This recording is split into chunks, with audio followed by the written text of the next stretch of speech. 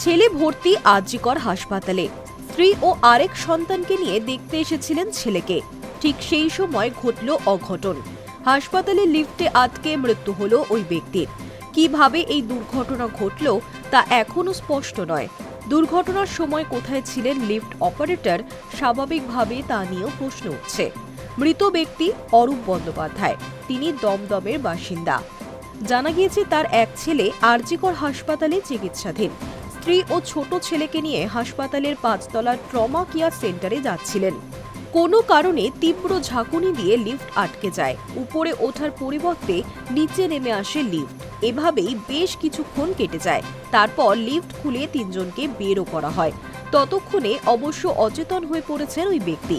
পরে চিকিৎসকেরা জানান অরূপের মৃত্যু হয়েছে, তবে তার স্ত্রী ও সন্তান সুস্থই রয়েছে। এই ঘটনার খবর পেয়ে টালা থানার বিশাল পুলিশ বাহিনী ঘটনাস্থলে পৌঁছন। কেন্দ্রীয় বাহিনীর সদস্যরাও হাসপাতাল চত্বরে জড়ো হন।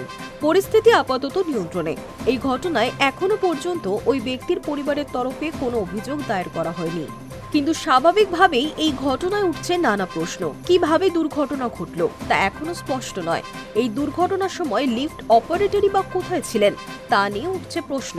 হাসপাতাল কর্তৃপক্ষের বিরুদ্ধে অন্য রোগীর পরিবারের লোকজন ক্ষোভ উগরে দিয়েছেন।